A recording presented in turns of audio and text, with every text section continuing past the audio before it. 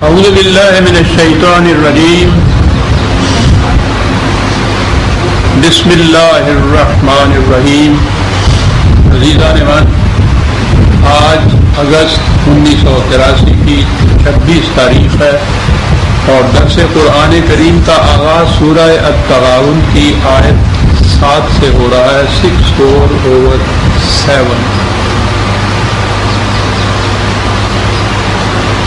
قرآن کریم کے ان درسوں سے یا ویسے ہی قرآن کو سمجھنے کے بعد یہ حقیقت تو آپ کے سامنے آ گئی ہوگی کہ ساری قرآن کی تعلیم، اس کے تذکار، اس کا ماصل حق اور باطل کی کشمکش،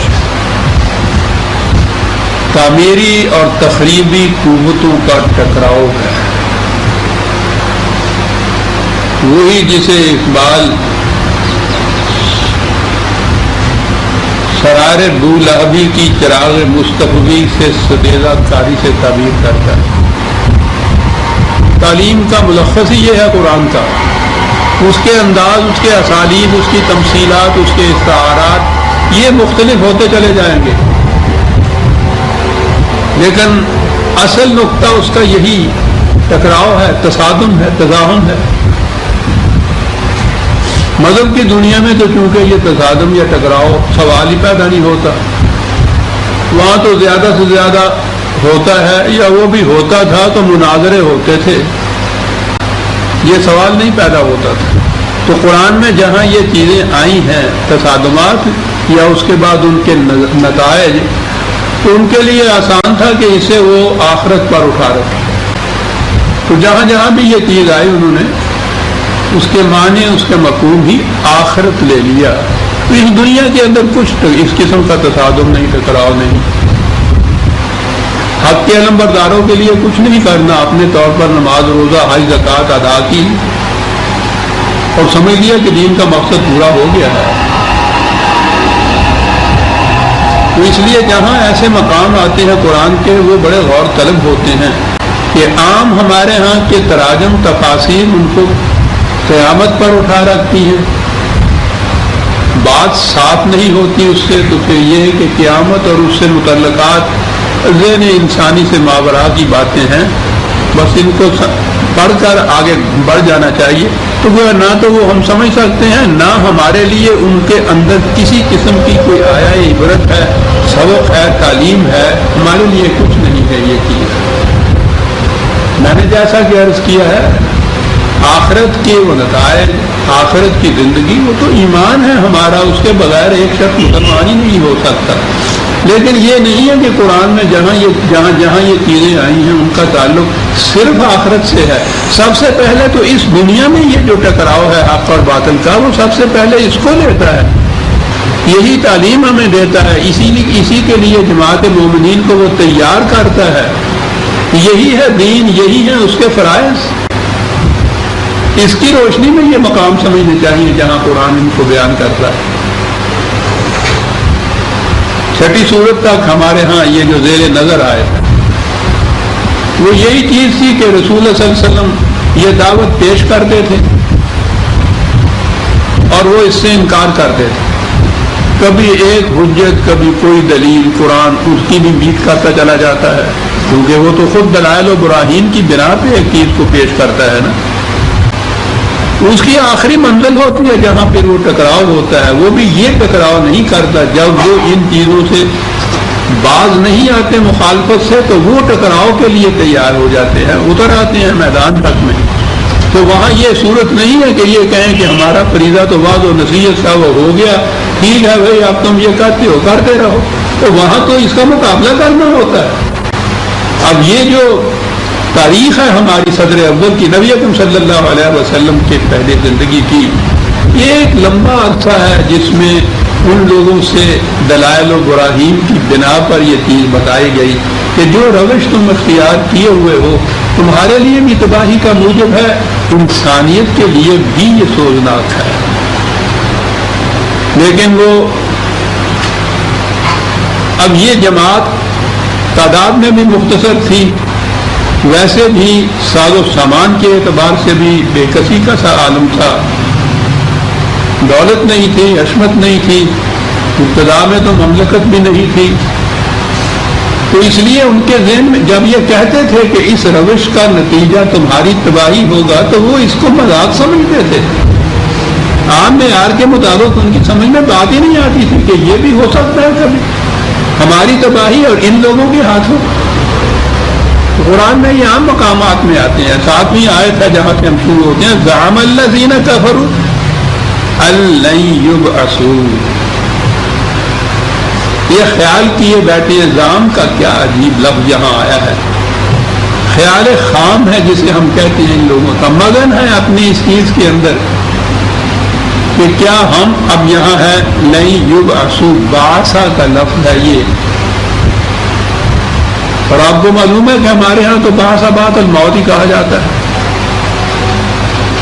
وہ جو ایمان کا جز ہمارے ہاں کے وہ الفاظ ہیں اس میں بھی یہ بعث بعد الموت ہے. آخرت کی زندگی کے متعلق صحیح ہے بعد الموت کی بات، لیکن یہ باس تو دیکھیے قرآن کہتا کیا ہے اس کو.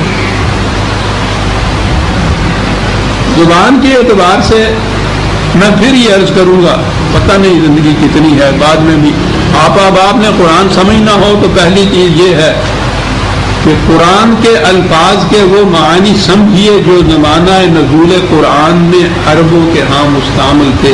یہ بات میری لغات القرآن میں آپ کو ملے گی. میں نے ایک عمر صرف کی اس چیز کو سمجھنے میں اور اس کو میں نے اس کے اندر محفوظ کر دیا. یہ باس جو ہے آپ نے سنا ہوگا، باس پارٹی یہ عراق میں جو ہوتی تھی. یہ کیا چیز ہے باس؟ باسا کے معنی ہوتا ہے کسی مزاحمت کو راستے سے ہٹا دینا، کسی کی آزادی کے راستے میں جو رکاوٹیں ہوں ان رکاوٹوں کو دور کر دینا. چنانچہ وہ جو تحریک وہاں کی تھی وہ جیسی بھی تھی، میرا مطلب اس سے نہیں، یعنی وہ جو لفظ بھی آج بھی دیکھیے کہ وہ جو اہل زبان اس لفظ کو استعمال کرتے ہیں تو کن معنوں میں استعمال کرتے ہیں. ان کی آزادی کے راستے میں جو رکاوٹیں تھیں، جو روڑے اٹکائے جاتے تھے، ان کو دور کر دینا، ہٹا دینا ان کو، یہ تھی. اب بھی اس کا نام باس پارٹی ہے. تو باس کا لفظ اپنی زبان میں ان معنوں میں استعمال ہوتا تھا. کہتے ہیں کہ یہ مخالفین اس زام باطل میں مبتلا ہیں. یہ کہتے ہیں کہ کیا ہم راستے سے ہٹا دیے جائیں گے؟ اتنی بات صاف ہو گئی. اور مقصد اس سے سمجھ میں آ گئی بات، جو آپ کے یہاں کے جہاد یا جنگ کا مقصد یہ ہے کہ جو رکاوٹیں انسانیت کے راستے میں حائل ہوتی ہیں انہیں راستے سے ہٹا دینا. یہ تھا مقصد ان لڑائیوں کا جو صدر اول میں لڑی گئی، یا جنگ کا، یا اسلام جس کو جہاد کہتا ہے. انسانیت کی نشو و نما کے راستے میں جو رکاوٹیں حائل ہوں ان کو، رکاوٹوں کو دور کرنے کے معنی یہ تھا مقصد، یہ تھا وجہ جواز، یہی تھا مقصد ان لڑائیوں کا جو آخر میں لڑنی پڑی. کہا کہ کیا کہہ رہے ہیں یہ لوگ کہ ہمیں راستے سے ہٹا دیں گے. دیکھیے تو صحیح، قل بلاؤ وربی، کتنا حتم و یقین ہے. ذرہ نا چیز و تعمیر بیابان نگر، مٹھی بھر سی جماعت ہے لیکن کہنے والا تو خدا ہے. الفاظ دیکھیے، زبان کے اعتبار سے بھی آپ اس مقام پہ یہ کچھ زیادہ عربی جاننے کی ضرورت نہیں ہوتی قرآن سمجھنے کے لیے. بڑی آسان زبان میں یہ کل یہ رسول اعلان کر دو ان کو، بلاؤ ایسا ہو کر رہے گا. وربی، میرا خدا اس کی شہادت دیتا ہے کہ ایسا ہو کر رہے گا. بلاؤ وربی، کیا ہو کر رہے گا؟ لتبعثن، تم یقیناً اس راستے سے ہٹا دیے جاؤ گے. تم انسانیت کے راستے روک کر ہمیشہ کے لیے کھڑے نہیں رہ سکتے، تم ہٹا دیے جاؤ گے راستے. کیا بات ہے صاحب! ان حالات میں یہ دعویٰ کیا جا رہا ہے. پناہ آج کی اصطلاح میں سمجھ لیجئے، مدینے میں پناہ گزینوں کی ایک مٹھی بھر کی جماعت ہے، رہنے کو ٹھکانہ تک بھی نہیں ہے. اس زمانے میں یہ دنیا بھر کی مخالفتوں کا ہجوم سامنے، اور ان سے کہا جائے گا کیا تم سمجھتے ہو کہ تمہیں راستے سے نہیں ہٹایا جائے گا؟ یقیناً ہٹایا جائے گا، اور میرا خدا اس کی شہادت دیتا ہے کہ ایسا ہو کر رہے گا۔ ثم لتنبؤن بما عملتم، اور پھر وہاں تمہیں بتایا جائے گا کہ تمہاری تخریبی کارروائیاں کیا کر رہی تھی۔ تو اب عزیزان ایمان یہ دیکھیے، یہ راستے سے ہٹانا، اس کے بعد یہ بتانا کہ تمہارے ان تخریبی اعمال کا نتیجہ کیا ہے، یہ تو اس دنیا کے اندر یہ سارا کچھ تھا، اور یہ ہو کر رہا، ہٹائی گئی یہ ساری قوتیں راستے سے ہٹائی گئی، انسانیت کی راہیں ہموار کر دی گئی، خدا کی طرف جانے والے راستے میں جو بھی یہ جتنے جس قسم کی رکاوٹیں تھیں ان کو ہٹا دیا گیا، اور پھر انہیں یہ جو ہے بتا دیا جائے گا، یعنی نتائج بتا دیں گے۔ اور آگے ہے، تو اس جماعت کو سامنے اپنے رکھ کے یہ کہتے ہو کہ یہ تو بڑا دشوار گزار مرحلہ ہے، ناممکن العمل، ایسا تھا ذالک علی اللہ یسیر، خدا کے نظام، اس کے قانون کے نزدیک یہ بڑی آسان بات ہے، کچھ مشکل نہیں ہے، اس لیے کہ حق تو خود اپنے اندر اتنی قوت رکھتا ہے، بس کوئی لے کے اس کو اٹھے صحیح، اور پھر آپ دیکھیے کہ جس طرح سے وہ کہتے ہیں یہ جھاڑو پھیر کے رکھ دیتا ہے، اللہ یسیر۔ لہٰذا جماعت مومنین سے یا ان سے کہا کہ ان سے ہی کہا اگر بچنا چاہتے ہو اس تباہی سے، فآمنوا باللہ ورسولہ والنور الذی انزلنا، تو پہلی چیز یہ ہے کہ ایمان لاؤ اللہ کے اوپر اور اس کے رسول کے اوپر، اور اس نور کے اوپر جو اس نے نازل کیا ہے۔ قرآن مجید میں خود قرآن کے لیے نور کا لفظ آیا ہے، اس سے جامع تر لفظ کیا ہو سکتا ہے؟ یخرج من الظلمات الی النور، ویسے بھی کہا گیا ہے کہ مقصد اس کا یہ ہے کہ نوع انسانی کو تاریکیوں سے نکال کر روشنی میں لے آئے، بڑی جامع چیز۔ خود قرآن روشنی ہے، نور ہے، اور نور کے ساتھ تشبیہ دینے میں تو بڑی بڑی چیزیں اس کے اندر آ جاتی ہیں۔ نور جو خود روشن ہوتا ہے وہ اس کا محتاج نہیں ہوتا کہ اس کو دکھانے کے لیے کوئی خارج سے روشنی آنی چاہیے، یہ بتانے کے لیے کہ یہ سورج ہے کسی چراغ کی ضرورت نہیں ہوتی۔ آفتاب آمد دلیل آفتاب، ہر روشن چیز اپنے وجود کے لیے خود ایک ثبوت اور دلیل ہوتی ہے، اور پھر وہ دوسروں کو روشنی عطا کرتا ہے، رہنمائی دیتا ہے، تاریکیوں سے نکال کے روشنی کی طرف لے آتا ہے۔ جیسے آپ کو یاد ہوگا میں نے کہا ہے کہ قرآن نے تاریکی کے لیے تو جمع کے لفظ سیرے استعمال کیے ہیں، ظلمات کہا ہے کہ مختلف نوعیتوں کی وہ تاریکیاں ہو سکتی ہیں، روشنی کے لیے واحد کا لفظ استعمال کیا ہے کہ خدا کی طرف سے دی ہوئی روشنی جو نبی اکرم صلی اللہ علیہ وسلم نے جس سے انسانیت کے راستے روشن کیے تھے، جمع کا سوال ہی نہیں ہے، ایک روشنی، ایک سورج نکل آتا ہے تو ضرورت ہی نہیں پڑتی 100 بتیوں کی، 100 موم بتیوں کی۔ والنور الذی انزلنا واللہ بما تعملون خبیر، اور یہ چیز خدا کے قانون مکافات کی نگاہوں میں ہے کہ تم کیا کرتے ہو، تمہارے مخالفین کیا کرتے ہیں۔ اور دیکھیے یوم یجمعکم لیوم الجمع، جس دن تمہیں اکٹھا کیا جائے گا، آمنے سامنے آؤ گے تم ایک میدان کے اندر۔ اب یہاں بھی میں نے کہا ہے کہ ہمارے ہاں مذہب کے طرف سے اس میں اس کو بھی قیامت کا اجتماع کہا جاتا ہے کہ وہاں جب تم آؤ گے تو دیکھیے تو صحیح کہ کاہے کے لیے وہ کہتا کہ آؤ گے۔ ذالک یوم التغابن، یہ لفظ ہے تغابن، جس سے یہ سورت کا نام بھی سورہ تغابن رکھا گیا ہے۔ تغابن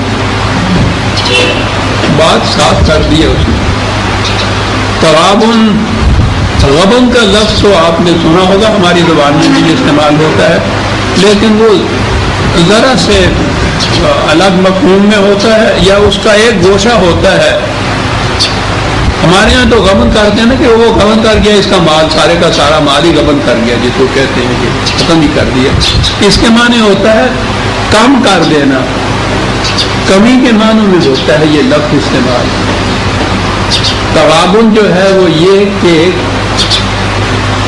کس میں کتنی کمی رہ گئی ہے، وہ یہ جو تصادم ہوگا یوم الجمع، جب یہ لشکر آمنے سامنے آئیں گے، اکٹھے ہوں گے، تو اس وقت یہ ٹیسٹ ہو جائے گا۔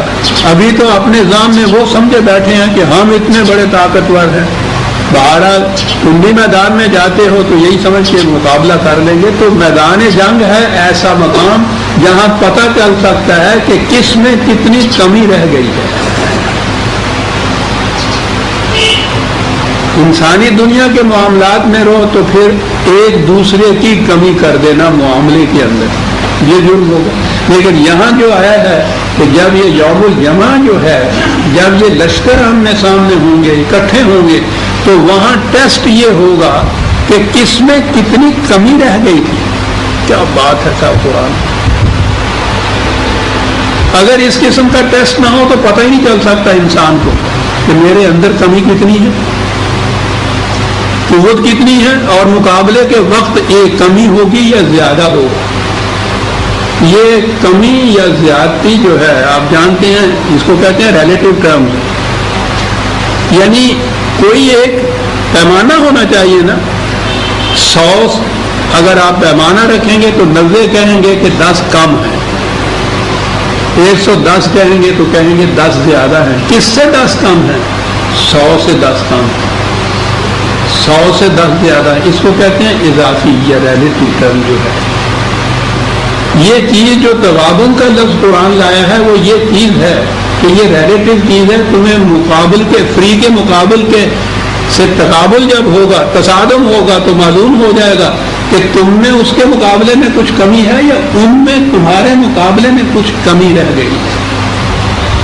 اور آپ جانتے ہیں کہ قرآن کا تو یہ قانون مکافات جو ہے، نتائج مرتب کرنے کا اصول وہ ہے میزان، ثقلت موازینہ و خفت موازینہ، ترازو کے 2 پلڑے، کون سا پلڑا جھکتا ہے، کون سا پلڑا ہے جس میں کمی رہ گئی ہے وزن کی۔ وہ دیکھیے وہی تغابن کا لفظ کمی کے معنوں کے اندر یہاں بھی آ جاتا ہے۔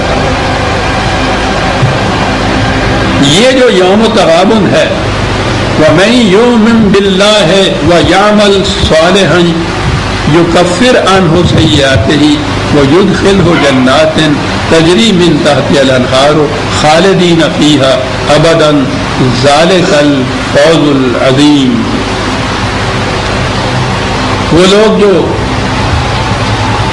خدا کی عطا کردہ صداقتوں پر یقین رکھتے ہیں اور پھر وہ ایسے اعمال سرزد ہوتے ہیں ان سے، وہ پروگرام جو خدا نے عطا کیا ہوا ہے، یہ صالحاً بڑا جامع لفظ ہے قرآن میں جو آتا ہے۔ ایک تو یہ جو مادہ اس کا ہے جس سے صلح کا بھی لفظ نکلتا ہے، اس کے معنی ہمواریاں ہوتا ہے، ناہمواریوں کو دور کر دینے والے، اور صلاحیت ہمارے ہاں جو لفظ آیا ہے، صالح وہ عمل ہوگا جو انسانیت کی صلاحیتوں کو بروئے کار لائے، ان میں نشو و نما پیدا کرے۔ سوال تو سارا ان صلاحیتوں کے ٹکراؤ کا تھا نا جو اس میدان میں آیا ہے، وہاں دیکھا جائے گا۔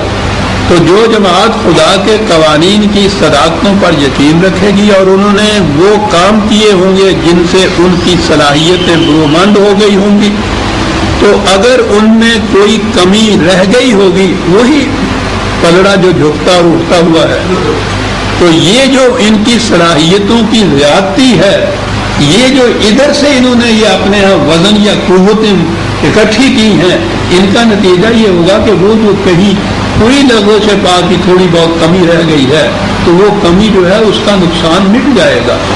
یاد رکھیے قرآن انسانوں کو معصوم نہیں گردانتا کہ کسی سے کوئی لغزش ہونے ہی نہ پائے، لغزش تو ہو جاتی ہے لیکن اس کے بعد اس لغزش کی وجہ سے جو کمی آ جاتی ہے، نقصان ہو جاتا ہے، اس کی تلافی کا راستہ بھی اس نے بتا دیا ہے۔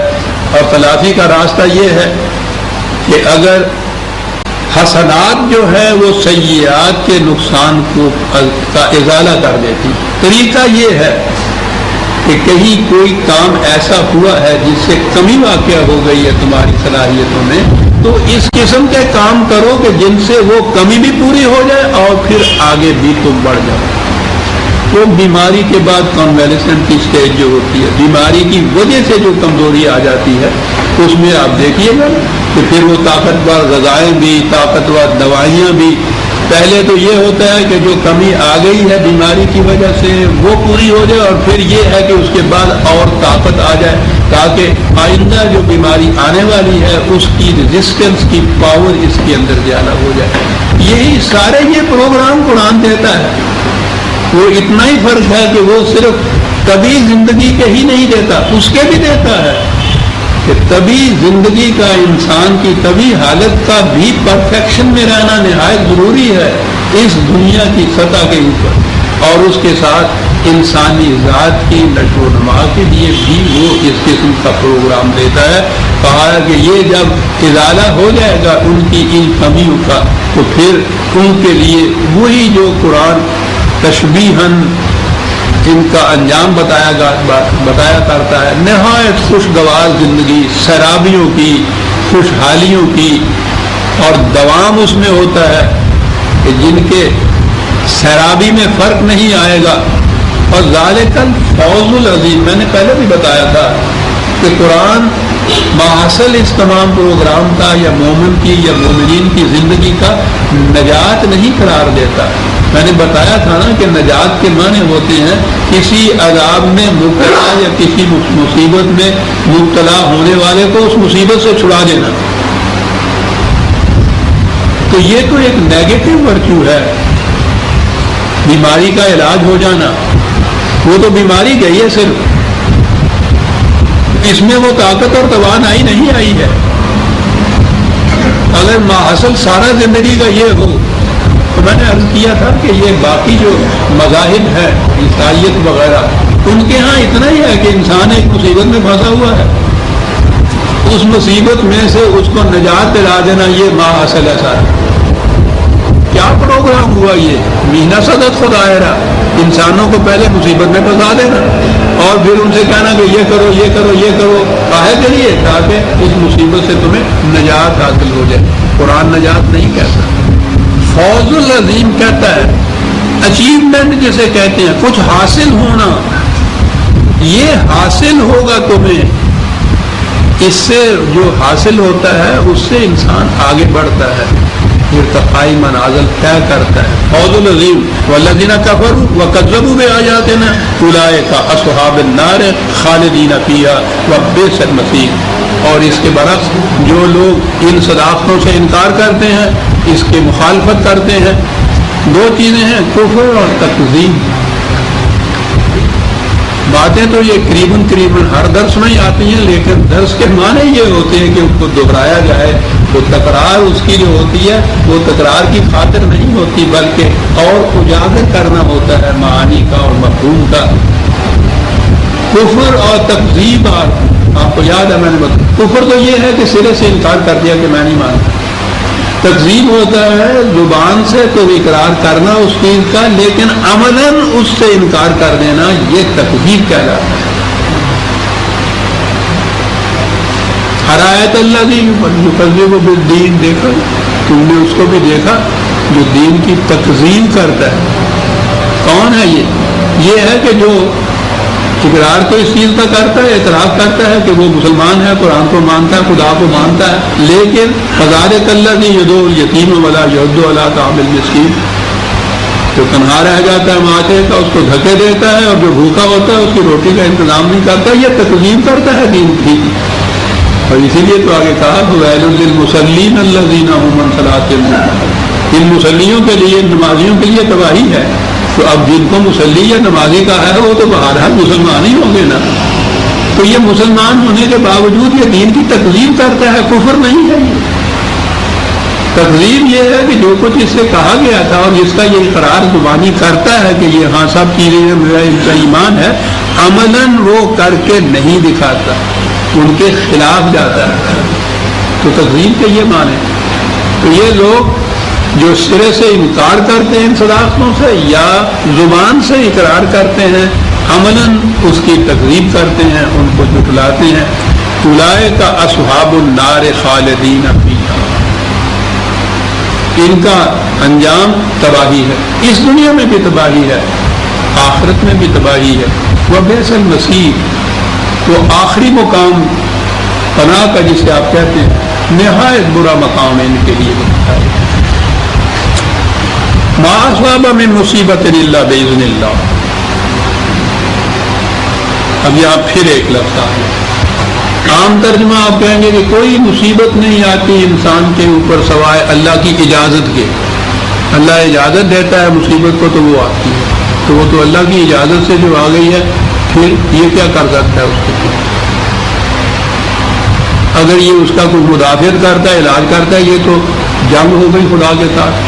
اس نے تو کہا ہے مصیبت میں جاؤ اس کی طرف، اور یہ اس کو روک رہا ہے، کوئی دھکا دے رہا ہے. آ بھی گئی ہے تو اس کا پھر کوئی علاج کر رہا ہے، اور سارے قرآن میں ان کا علاج بتایا ہوا ہے. آپ نے دیکھا یہ کہاں چلی جاتی ہے بات، ایک لفظ کے غلط تصور سے. یہ اذن کے معنی اجازت یا حکم دینا نہیں ہے. کہ یہ پہلی چیز تو یہ دیکھ لیجیے، اصابہ من مصیبت. ہمارے ہاں تو مصیبت کا لفظ مصیبت کا ہی یہی آتا ہے، اس کا اور ترجمہ میں ہم کیا کریں. بنیادی عربی زبان میں یہ مصیبت کا لفظ ہر واقعہ کے لیے آتا ہے. یہ دیکھیے ما اصابہ، یہاں سے ہے یہ روح اس کا واقعہ ہونا. کوئی واقعہ نہیں ہوتا الا باذن اللہ. اور اذن کے معنی ہوتا ہے قانون خداوند. کائنات میں جو واقعہ بھی عمل میں آتا ہے اس کے لیے قانون مقرر ہے. قانون خداوندی کی روح سے ایسا ہوتا ہے. ہر واقعہ کے لیے ایک قانون مقرر ہے. اگر وہ بنیادی طور پہ آپ دیکھیں، اس کو غور سے سنیے گا، یہ مسئلہ تقدیر کو حل کرے گا. بنیادی طور پہ تو یہ کہا جا سکتا ہے کہ خدا نے ایسا کیا. آگ، اس میں انگلی ڈالو تو وہ جلا دے گی، یا آگ کا یہ فریضہ کہ وہ پانی رکھو چولہے پہ تو بوائل ہونا شروع ہو جاتا ہے. ہمارے سامنے تو یہ کاز اینڈ ایفیکٹ کا مسئلہ ہو گیا. آگ کاز، سبب، پانی کا کھول جانا اس کا ایفیکٹ، یہ قانون خداوندی ہے. لیکن یہ چیز کہ خدا نے آگ کو بنایا اس طرح سے کہ وہ حرارت دے ہمیشہ، اگر اس اوریجن کے اوپر جائیں گے تو پھر تو خدا نے آگ کو یہ حکم دیا تھا کہ تم نے حرارت وہاں پہنچانی. وہاں ہے یہ چیز. اسی لیے یہ جو امر کا عالم امر ہے، جہاں یہ چیزیں خدا طے کرتا ہے کہ آگ سے کہتا ہے کہ تو نے حرارت وہاں پہنچانی ہے، پانی سے کہتا ہے تو نے پیاس بجھانی ہے. یہ چیزیں جو ہے اس کے لیے ہے یحکم ما یرید. وہاں صرف خدا کی مرضی اختیار چلتا ہے. یہ بات نہیں کہ پہلے کوئی کاز موجود تھا تو پھر آگ نے حرارت وہاں پہنچائی، وہاں یہ بات نہیں ہے.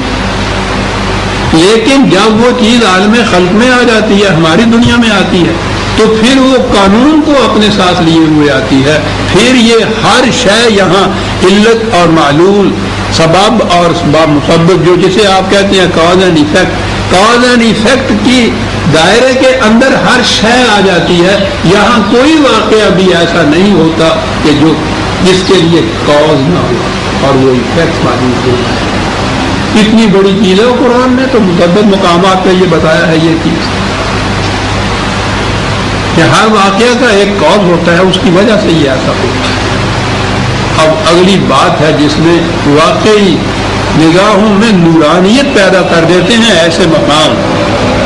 وَمَن يُؤْمِن بِاللَّهِ يَهْدِ قَلْبَهُ، جو اس چیز پہ یقین رکھتا ہے، یہ علم حاصل کرتا ہے، تو اس سے اس کی فراست کو ایک روشنی مل جاتی ہے جو معلوم کر لیتا ہے کاز سے کہ اس کا ایفیکٹ کیا ہوگا.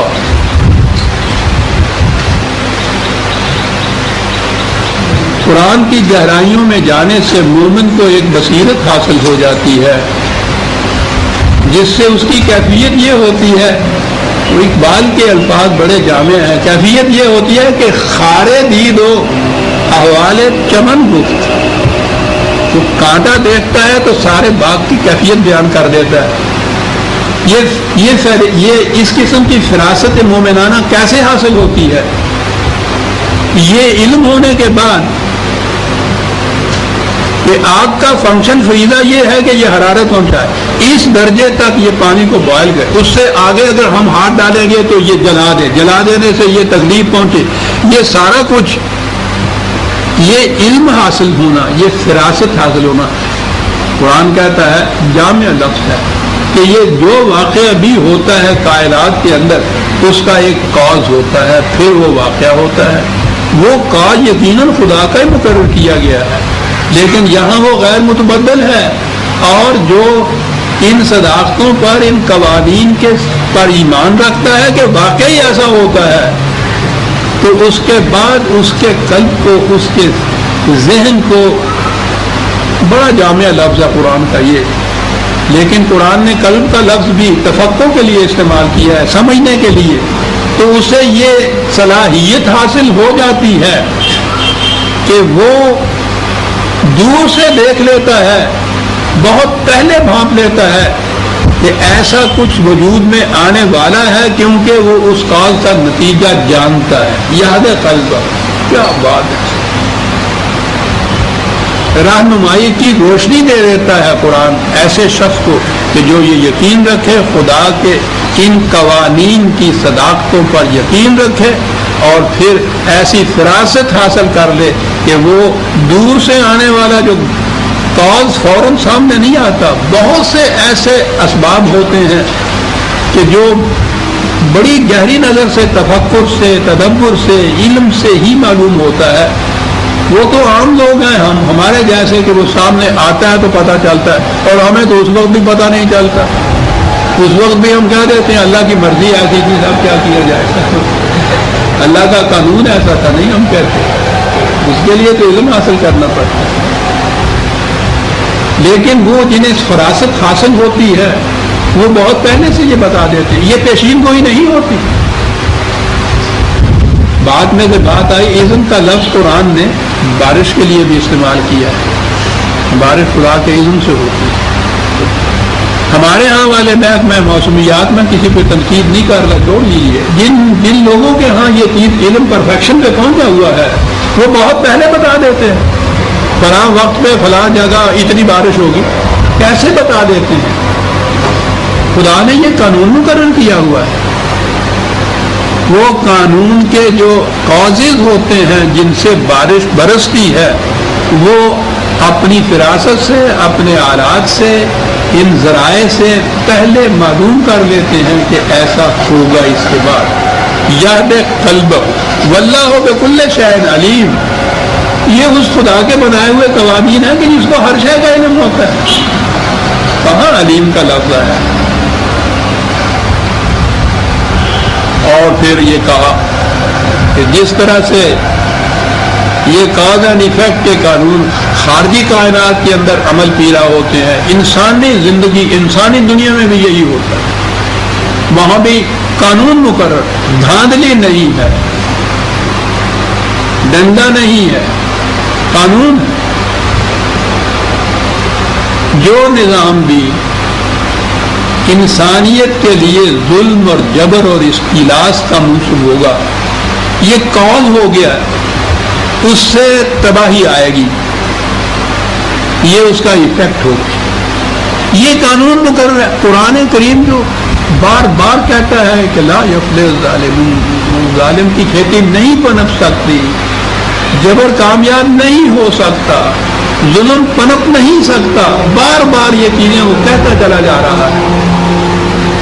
وہ یہ نہیں ہے کہ وہ وہاں سے کچھ اناؤنسمنٹ کر دیتا ہے کہ یہ ایسا نہیں ہو سکتا، وہ بتاتا یہ ہے کہ ہمارا قانون یہ ہے کہ جہاں بھی جبر اور استحصال سے کام لیا جائے گا اس کا نتیجہ تباہی ہوگا۔ یہ اٹل قانون ہے۔ اسی طرح جس طرح سے آگ پہ پانی رکھو گے تو وہ کھولے گا، جہاں وہ لا تبدیل لکلمات اللہ کہا ہے تو وہ کلمات صرف وہی نہیں ہے جو انسانوں کی دنیا کے اندر کار فرما ہے، وہ کائنات کے اندر جو کار فرما ہے کلمات اللہ ہے۔ قرآن میں قوانین کے لیے یہ لفظ آیا ہے، دو لفظ ہیں، کلمات اللہ بھی ہے اور سنت اللہ بھی ہے۔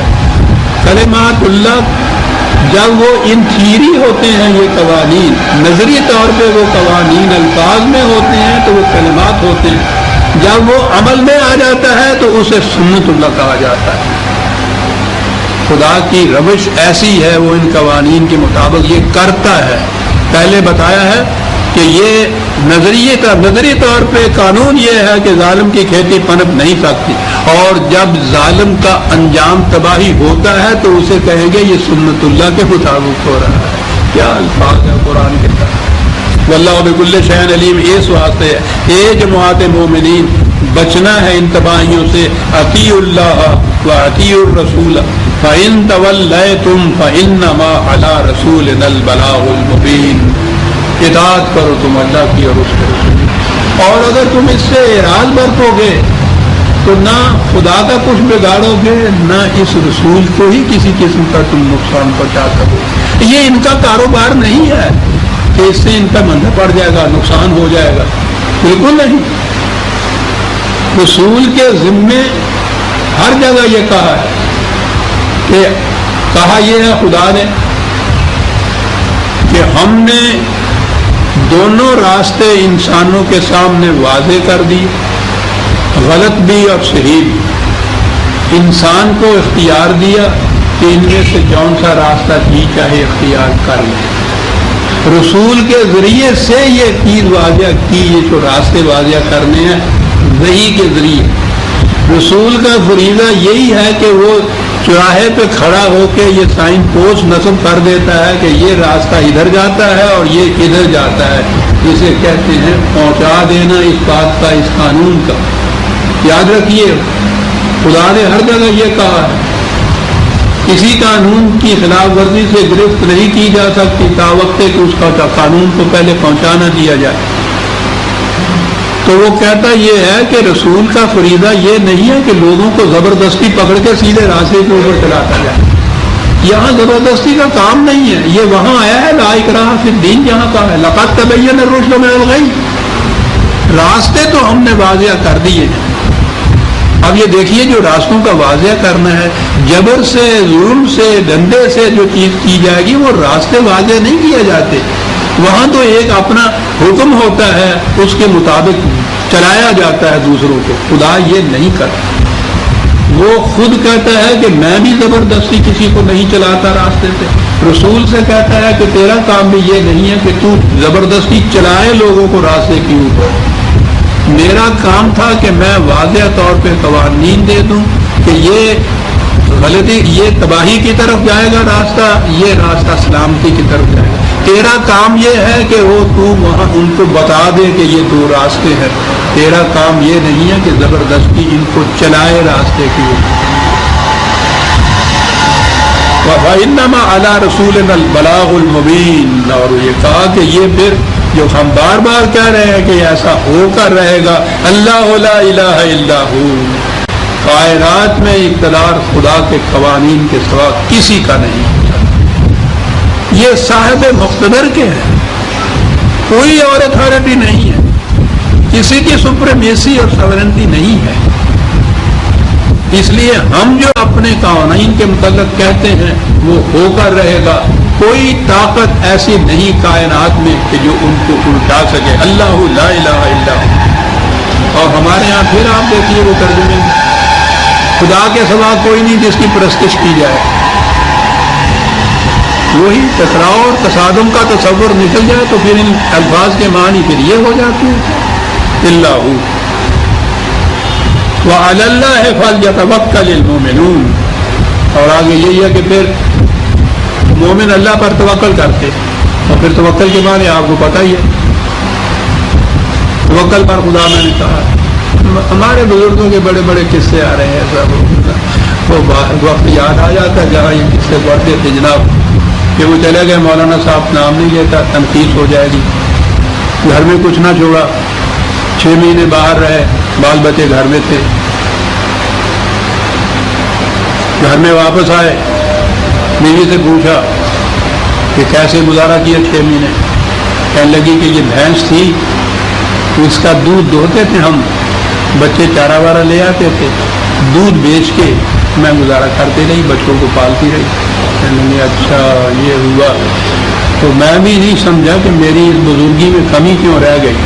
پھر دوبارہ جب حکم ہوا جانے کا تو سب سے پہلے اس بھینس کو ذبح کر دیا کہ یہ میرے توکل کے راستے میں حائل ہو رہی ہے. یہ ہوتا ہے توکل. اور وہاں یہ ہے نبی اکرم صلی اللہ علیہ وسلم نے جو فرمایا کہ اونٹ کہاں ہے؟ کہتے باہر چھوڑایا ہوں. کہنے لگے کیسے چھوڑا؟ کہنے لگے وہاں چھوڑ دیا توکل. کہنے لگے پہلے اس کو رسی سے باندھ کے آ تو پھر توکل کر. یہ ہوتا ہے یہ یقین کہ رسی سے باندھا ہوا اونٹ نہیں بھاگے گا، یہ توکل ہے کہ خدا کا قانون اتنا محکم ہے کہ اس کے مطابق کچھ کیا جائے تو اس کے خلاف نہیں ہو سکتا. اسے توکل کہتے ہیں. حضرت عمر رضی اللہ عنہ نے کہا تھا کہ وہ رزق کی تلاش کرتے ہیں، ان کا توکل بخدا. کہنے لگے کہ پہلے دانا بیج ڈالو زمین میں اور پھر توکل کرو خدا کے اوپر. اس کی قانون کی محکمیت. فَلْيَتَوَكَّلِ الْمُؤْمِنِينَ. اور اس کے راستے میں بڑا صبر آزما راستہ ہے. حق کے راستے میں اٹھ کے کھڑے ہونا ہے. یہ شہادت ظاہر الفت میں قدم رکھنا ہے. کہا سب سے پہلے اس راستے میں تمہارے بیوی بچے حائل ہوں گے. اگر وہ تمہارے ہاں ہم آہنگ نہیں ہے تمہارے مقصد سے. آپ کو معلوم ہے نا کہ اس مقصد کے لیے یہ جو باطل کے خلاف نبرد آزمائی تھی، اس مقصد کے لیے جو پہلا قدم تھا مالی ایثار اور قربانی کا، اس میں یہ کہا تھا نا کہ یسألونک کا ماذا ينفقون قل العفو. پوچھتے ہیں کہ کتنا دے دے دوسروں کے لیے. کہہ دو کہ جتنا تمہاری اپنی ضرورت سے زائد ہے سب کا سب.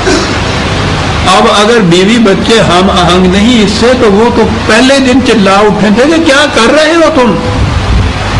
کل کو مصیبت پڑ گئی ہمارے اوپر، کون اس کے لیے بھگتے گا؟ تم تو چلے جاؤ گے، یا تم تو چپکے سے بیٹھ جاؤ گے کہ میں نے اللہ کے لیے یہ کچھ کر دیا. جو کیا کرو. کہا قرآن نے اسی لیے کہا تھا کہ بیوی کے انتخاب کے لیے پہلے یہ دیکھو کہ وہ آئیڈیالوجی میں متفق ہے تم سے یا نہیں. میں نے یہ جو ترجمہ کر دیا ہے نا وہ ہے قرآن نے. مشرک وہ ہے جو تمہارے ساتھ آئیڈیالوجی میں اشتراک نہ کر رہا ہو، وہ کچھ اور ساتھ ملا رہا ہو. تو آپ کو پتا ہے نا کہ مشرکہ سے شادی نہیں کر سکتے، نہ مشرک مرد مشرک عورت سے، نہ مشرک عورت مومن مرد سے. تو وہ اختلاف ہے بنیادی نظریہ زندگی کا. نظریہ زندگی کے مطابق ہو میاں بیوی تو پھر تو اللہ کہتا ہے کہ ہم تمہیں جنت کی طرف دعوت دیتے ہیں، وہ گھر جنت ہو جاتا ہے. اور یہاں یہ اختلاف ہو، 1000 قسم کی آسائشیں بھی میسر وہاں ہوں، وہاں اس گھر میں وہ آگ ہوتی ہے جسے خدا کہتا ہے کہ دلوں کو لپیٹ لیا کرتی ہے. اس لیے وارن کیا کہ اگر گھر میں یہ کیفیت نہیں ہے تو سب سے بڑی رکاوٹ اس راستے میں تمہارے بیوی بچے ہوں گے. یا ایھا الذین آمنوا ان من ازواجکم و اولادکم عدو لکم فاحذروہم. سارے نہیں، تمام بیوی بچے نہیں. قرآن نے تو دوسری جگہ کہا ہے کہ دعا یہ ہے مومن کی کہ یا اللہ ان کو میری آنکھوں کی ٹھنڈک بنا. بیوی کے متعلق کہا ہے کہ باعث سکون و راحت ہے تمہارے لیے. من ازواجکم، ان میں سے جو ہم آہنگ نہیں ہے تمہارے ان مقاصد حیات کے ساتھ تو ان کی وہ تمہاری دشمن بن جائیں گے، تمہارے مقصد کے دشمن بن جائیں گے. کہا اس کے لیے کرنے کی بات یہ ہے، یاد رکھو وَإِن تَعْفُوا، آگے بڑھ جاؤ، ان تنگ نہ ہو. یہ جو ان کی تنگ نظری ہے جو کہتے ہیں کہ اپنے ہی بال بچوں کے لیے سب کچھ کرنا چاہیے، ہمیں کیا دوسروں کی پڑی ہوئی ہے، وہ اپنا آپ کریں، وہ ہم ان کے لیے کوئی ذمہ دار ہے ان کے. ہم کہا نا تاخو کے معنی بڑا اہم ہے، یہاں بنیادی معنی اس کے معنی ہوتے ہیں آگے بڑھ جاؤ، ان تنگ نہ ہو. گزر جا بن کے سیل تم رو بیابوں سے، گلستہ راہ میں آئے تو جوئے نغمہ خام ہو جائے. یہ ہے تاخو، آگے بڑھ جاؤ ان سے. یہ بڑی تمنائیں ہیں تمہارے لیے یہ پیدا کر رہے ہیں. یا تصفحوا، ہمواریاں پیدا کر دو. میں نے عرض کیا تھا نا کہ معاشرہ کیا ہوتا ہے. ہمارے اور ہمسائے کے گھر کے اندر جو دیوار کھڑی ہوتی ہے اس سے یہ دو گھر ہوتے ہیں. اگر یہ گھروں کی دیواریں درمیان میں نہ ہوں تو معاشرہ ہوتا ہے. ہم صبح جو نکل جاتے ہیں باہر تو یہی افراد ہوتے ہیں گھروں کے اندر جن کا الگ الگ گھر ہوتا ہے. یہی ہوتے ہیں جن کو معاشرہ کہا جاتا ہے. کہاں یہ تنگ ناؤں سے نکل جاؤ, آگے بڑھ جاؤ. یہ جو راستے میں دیواریں کھڑی ہیں نا تمہارے, دیواروں کو ہٹا دو اور اس کے بعد تمہارا خاندان معاشرہ بن جائے گا. معاشرہ عالمگیر انسانیت بن جائے گی.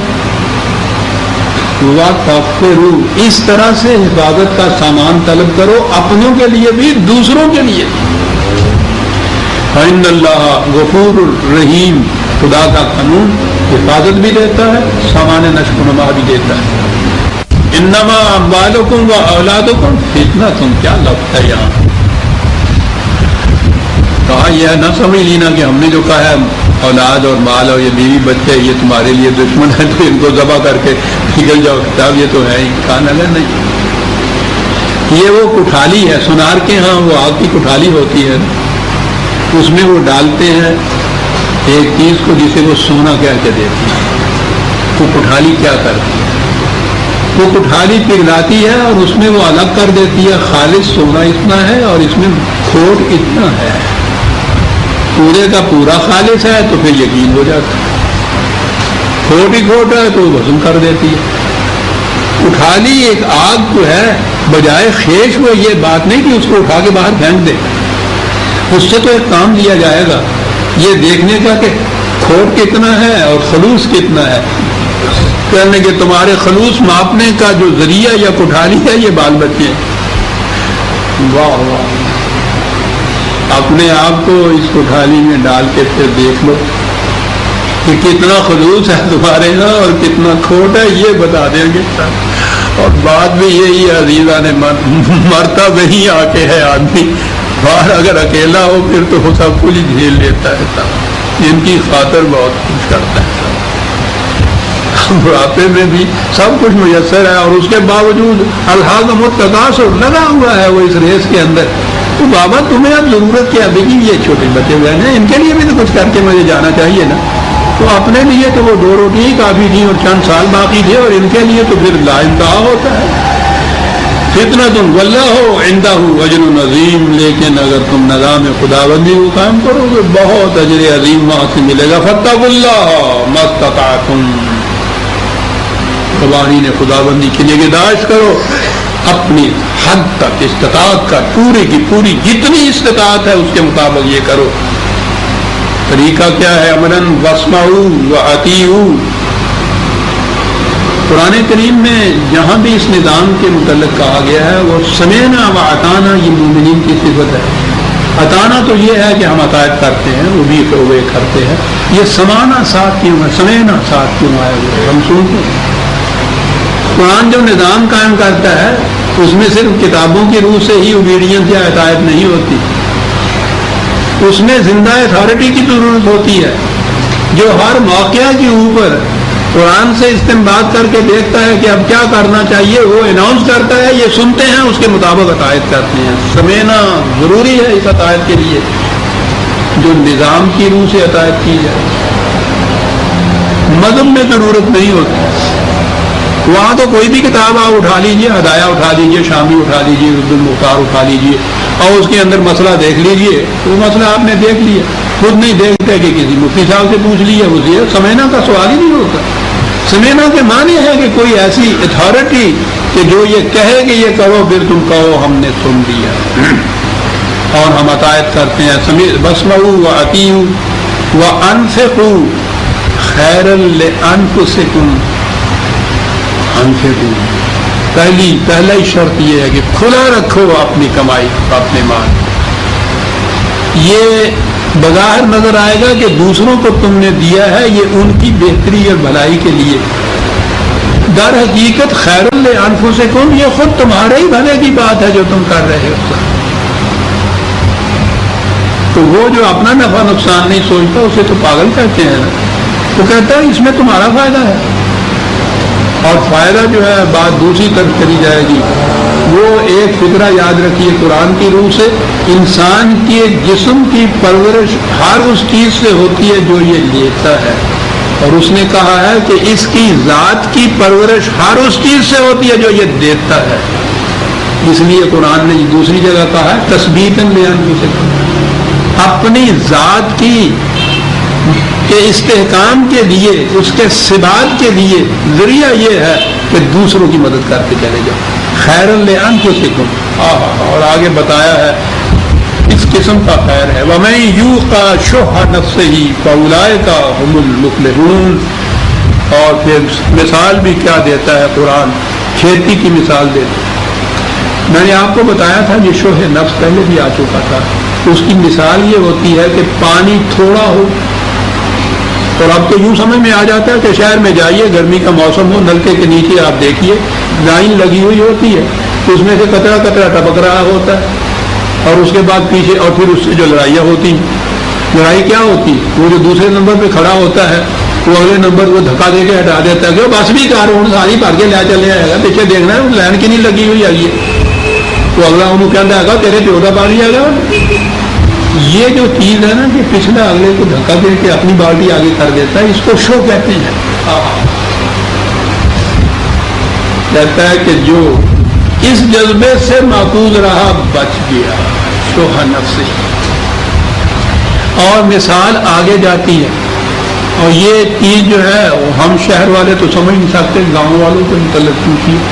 یہ جو پانی جاتا ہے نا کھیتوں کو سیلاب ہونے کے لیے، نہری کھیتیاں ہوتی ہیں، پھر وہ کھال ہوتی ہے، کھال سے آگے پانی جاتا ہے، پھر آپ کو معلوم ہے روز ہوتا ہے کہ پانی کے جھگڑے کے اوپر فساد ہو گیا اور کتنے قتل ہو گئے، تو ہوتا کیا ہے، پہلے جو کھیت جس کا آتا ہے نا وہ ذرا زیادہ طاقتور ہے، تو وہ ان کہنے نے پان لیا پانی، وہ کھال کو کھود کے اپنے کھیت کی طرف لے جاتا ہے، تو ٹھیک ہے اس کے کھیت کو پانی مل جاتا ہے، جو بھرے گی وہ جو آخر میں ٹیل پہ ہوتے ہیں ان تک پانی نہیں پہنچتا بیچاروں کے اوپر، ان کی کھیتیاں جل جاتی ہیں۔ عزیزان من سنیے اور بھول جائیے قرآن کی مثال، کہتا ہے کہ تمہارے قاعدے کے مطابق کھیتی اس کی پنپتی ہے جو دوسرے کا پانی کاٹ کے اپنے کھیت میں دے دیتا ہے، خدا کے قانون کے مطابق کھیتی اس کی پنپتی ہے جو پانی میں ترجیح دوسرے کو دیتا ہے اور آپ پیچھے رہ جاتا ہے۔ جس کا اس قانون پہ ایمان ہے کہا اس کی کھیتی پنپنے ہم ذمہ دار ہیں، ہم اس کی کھیتی کو پروان چڑھائیں گے۔ اولئک هم المفلحون ان تقرضوا الله قرضا حسنا یضاعفه لكم ویغفر لكم۔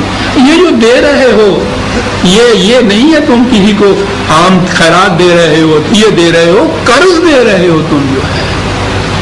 آپ کو یاد ہے کہ قرض کے بھی معنی عربی زبان میں کیا ہوتے ہیں، کیا عجیب چیز ہے۔ یہ جگاری کرنے والے جانور آپ نے دیکھا ہوگا کہ وہ منہ مارتے چلے جاتے ہیں، کھاتے چلے جاتے ہیں، کھاتے چلے جاتے ہیں، سمجھ میں نہیں آتا کہ یہ کھاتے چلے جاتے ہیں، ایسے پیٹ میں چلا جاتا ہے، کیا بنے گا؟ تو پہلے بھر لیتے ہیں پیڑ کو، اور پھر وہ جو کھایا ہوا ہوتا ہے وہ ان کے کسی کام نہیں آتا، اسٹور کے اندر وہ جمع ہو جاتا ہے صرف، اور اس کے بعد وہ بیٹھ جاتے ہیں آرام سے اور روم سے اندر سے نکالتے ہیں، پھر وہ بیٹھ کے چباتے ہیں اس کو، وہ جو چبایا ہوا ہوتا ہے وہ جزو بدن بنتا ہے۔ قرآن یہ لفظ ہے قرض جو ان کو استعمال کرتے تھے، کیا قوم تھی یہ، کہا یہ جو تم دیتے ہو یہ تو وہ بغیر چرے ہوئے وہ چارہ ہوتا ہے جو اس طرح جمع رہتا ہے، خدا جو تمہیں دیتا ہے اس شکل میں دیتا ہے جو وہ جگاری کرنے کے بعد بن جاتا ہے، جزو بدن بن جاتا ہے۔ یغفر لکم، یضاعف، بہت زیادہ تعداد میں، پھر حفاظت کرتا ہے تمہاری ہر قسم کی مصیبت سے آنے کی، واللہ شکور علیم، وہ بڑا گریٹفل، وہ ہر ایک کی محنت کا معاوضہ اس کو دیتا ہے، حلیم ہے، جلدی سے پھڑپھڑاتا نہیں ہے، بڑا حلم ہے اس کے اندر، بڑا بردبار واقعہ ہوا ہے۔ تم ہو جو کہتے ہو کہ او بڑا لمبا وقت لگ جائے گا، کون جیتا ہے تیری ظلم کے ساتھ ہونے تک؟ اس نے کہا نہیں، اتنا حوصلہ پیدا کرو، وقت تو لگے گا، یوں ہی نہ بڑھا جاؤ، ہوگا ایسے ہی جیسا ہم کہتے ہیں۔ عالم الغیب والشہادۃ العزیز الحکیم، تم صرف پیشوا اور تازہ چیزوں کو جانتے ہو، وہ ان کو بھی جانتا ہے اور انہیں بھی جانتا ہے جو اس کے بعد اس کا انجام ہونے والا ہے، اس کا یہ وہ کہہ رہا ہے جو وہی پھر خدا کی صفات آیت کے آخر میں آئی، عزیز ہے، غلبہ ہے، قوت ہے، اقتدار ہے، لیکن دھاندلی اور ڈنڈے کا نہیں، حکمت اور وزڈم پر مبنی ہے اس کا اعتبار۔ جو صاحب اقتدار کیوں کا جواب دیتا ہے وہ خدا کی قدرت کا حامل ہوتا ہے، جو یہ کہتا ہے ہمارا حکم ہے یہ ماننا ہے، وہ فرعونیت ہوتی ہے۔ خدا جو ہے وہ عزیز کے ساتھ حکیم بھی ہے۔ عزیزان ایمان، سورہ تغابن آج اختتام تک پہنچی۔ آئندہ درس میں ہم سورہ اطراف لیں گے۔ ربنا تقبل منا انک انت السمیع العلیم۔ شکریہ۔